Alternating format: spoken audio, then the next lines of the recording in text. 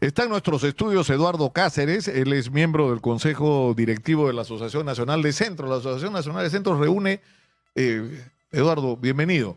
Gracias, Nicolás. ¿Qué serán? ¿Unas 80? 80 aproximadamente, sí. 80 ONGs, como se les dice, ¿no es cierto? Organizaciones no gubernamentales. Ajá, efectivamente. Sí. Ahora, yo creo que hay que empezar a explicar, la ley que se está aprobando es la ley que modifica el régimen de la Agencia Peruana de Cooperación Internacional, que es la agencia que supervisa, controla, incluso autoriza, ¿no es cierto?, el funcionamiento de ONGs. En realidad, las funciones de la Agencia Peruana de Cooperación Internacional teóricamente son y deberían ser mucho más amplias.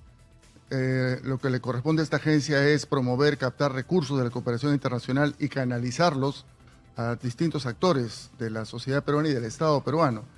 De hecho, en la práctica se la ha identificado más últimamente con la función de registrar, vigilar, controlar incluso el mundo específico de las ONGs, pero esto es parte de lo que debería ser su mandato, efectivamente, ¿no?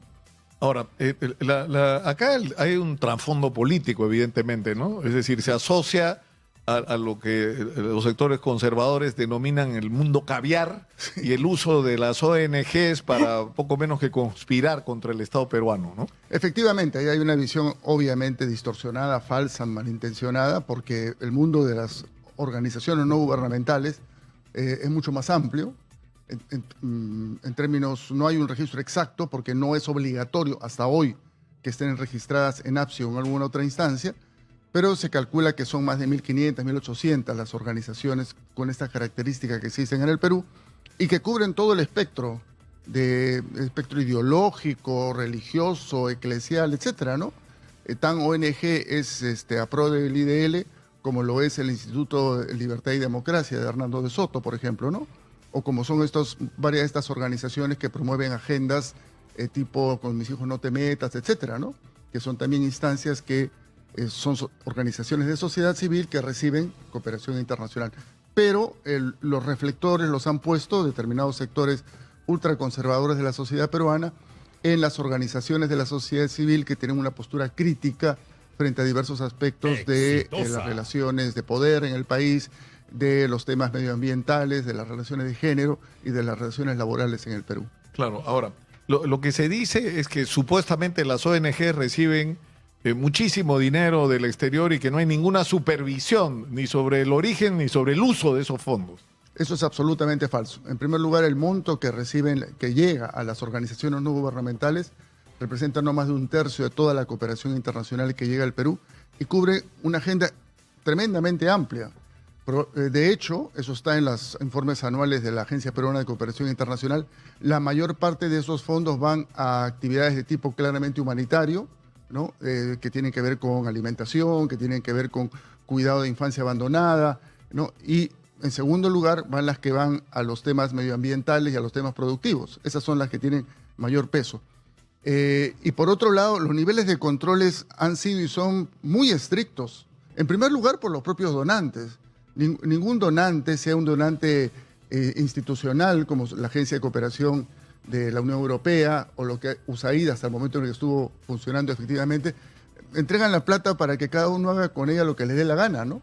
Los niveles de control, de informes son muy estrictos, se producen auditorías externas con mucha frecuencia y por otro lado las propias ONGs internacionales más conocidas, como Save the Children, Oxfam, también tienen sistemas de control muy estrictos porque ellos tienen que dar cuenta a sus sociedades, tienen que dar cuenta a sus estados de en qué se canalizan estos fondos. Entonces, esa es... No, pero además las ONGs están obligadas a reportar, ¿no? Efectivamente. No están fuera de la ley, no son organizaciones informales, ¿no?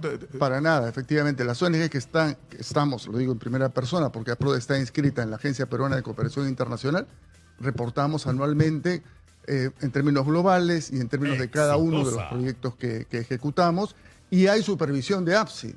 De hecho, y con mucha intensidad en los últimos años, APSI desarrolla procesos de supervisión específico sobre tal o cual proyecto que obligan a que la ONG en cuestión presente al detalle en qué se ha ejecutado los gastos del proyecto que está siendo investigado por APSI, ¿no?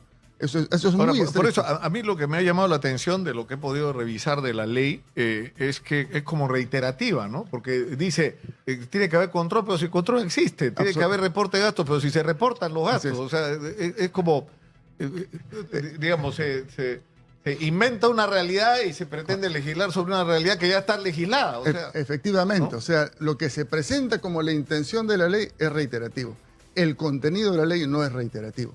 Y hay asuntos ahí sumamente graves que son claramente violatorios de derechos básicos de los ciudadanos, las ciudadanas y de las organizaciones de sociedad civil. Y quiero mencionar en particular dos, y quiero leer en ese sentido textualmente lo que está en uno de los artículos, ¿no? Como una de las funciones que se atribuye a partir de este momento a APSI, que es la función no solo ya de recibir informes, sino de autorizar previamente los programas, los proyectos y las actividades que la organización va a desarrollar en el año subsiguiente. Esto es absolutamente imposible que lo APSI lo haga con todo el universo de las organizaciones no gubernamentales existentes en el país. Es obvio que la intención es focalizar esa función de autorización previa sobre un núcleo, no una lista corta de ONGs que son las consideradas por el Estado, por el gobierno y por algunos intereses privados como las que lesionan sus planes, sus intereses y sus objetivos. Y el otro asunto, mucho más grave todavía que ese, es la prohibición explícita que hay de destinar recursos para cualquier función que sea de defender personas que han sido violadas en sus derechos por parte de agentes del Estado. Claro, lo que dice literalmente, porque define infracciones graves por parte de las ONGs, ¿no? Sí. Y lo que dice es esto. Dice, entre otros, constituye un uso indebido de los fondos, utilizar los citados recursos para asesorar, asistir o financiar de cualquier forma o modalidad acciones administrativas, judiciales o de otra naturaleza en instancias nacionales o internacionales contra el Estado peruano. Es decir, no hablemos de derechos humanos, hablemos de derechos laborales. Cuando se violan derechos laborales y se agotan las instancias nacionales, existe la Organización Internacional del Trabajo. Y tú puedes ir a la Organización Internacional del Trabajo a reclamar que el Estado peruano no está respetando tus derechos, además, utilizando mecanismos que el Estado peruano reconoce como legítimos. ¿No es cierto? Reconoce la capacidad de decisión de la Organización Internacional de Trabajo sobre estos litigios. Y también, para poner otro ejemplo distante, digamos, de los casos más duros de derechos humanos, los reclamos que se han hecho y con éxito ante mecanismos internacionales de comercio, ¿no? Los sindicatos peruanos en varias ocasiones han recurrido a cláusulas de los tratados de comercio que legislan en función de que el país solo puede acceder a ese mecanismo si es que respeta determinados derechos laborales o determinados derechos ambientales. Asesorar ese tipo de demandas está prohibido. Estaría fuera de la ley. Fuera de la ley, ¿no? O sea, un litigio de una comunidad nativa porque se está violando, ¿no es cierto?, el medio ambiente de una comunidad campesina, ¿no? Así es. Y que el Estado peruano está involucrado. Entonces haces una demanda internacional. Yo insisto, en organismos cuya autoridad y legitimidad del Estado peruano reconoce. Efectivamente. No, porque no es que te vas ¿no es cierto? Al alba. A instancias, claro, a instancias desconocidas. Ahora, obviamente que la puntería acá va a temas más bien más duros. de derechos humanos. Por supuesto ¿no es que cierto? sí, por supuesto que sí, porque para ponerlo con un ejemplo muy concreto, si hubiese estado vigente esta ley hace 20 años, no se hubiese podido participar desde las ONGs, no se hubiese podido promover los juicios contra Fujimori, contra Montesinos, contra el Grupo Colina, sobre las esterilizaciones forzadas, porque todos esos han sido procesos en los cuales las organizaciones de derechos humanos, organizaciones feministas y otras más han jugado un rol de asesoría. Voy a dar un caso extremo, es decir, cuando tú vas, por ejemplo, a la Corte Interamericana de Derechos Humanos, lo que estás haciendo es acusar al Estado peruano de haber violado tus derechos.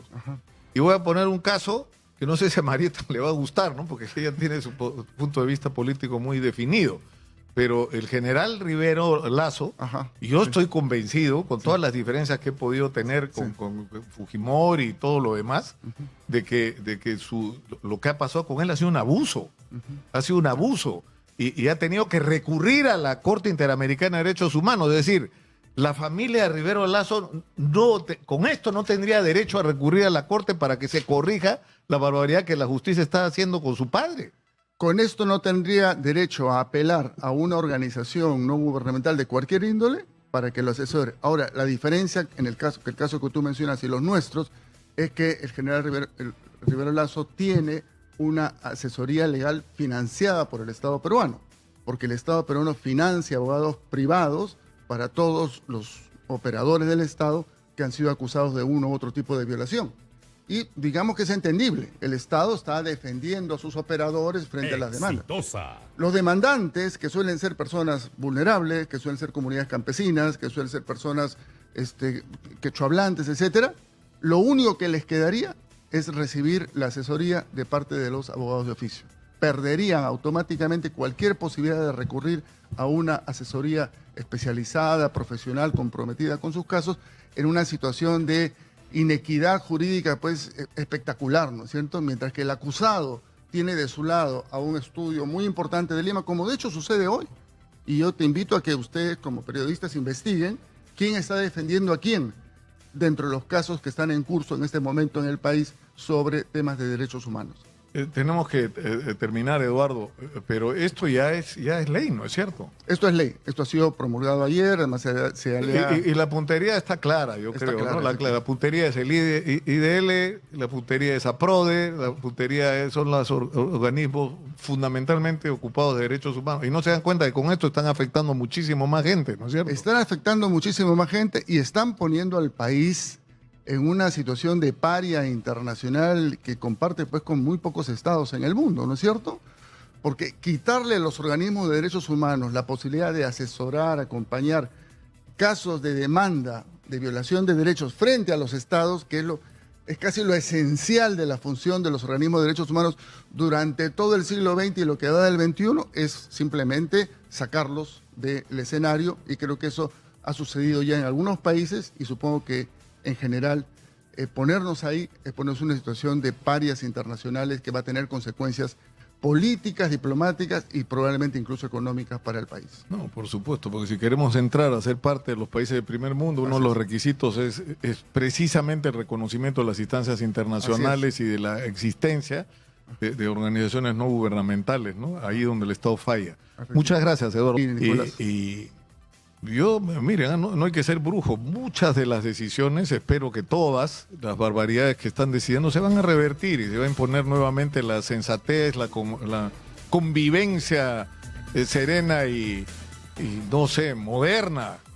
En fin, vamos a entrar en otro momento, creo, de la historia nacional. Espero que sea pronto.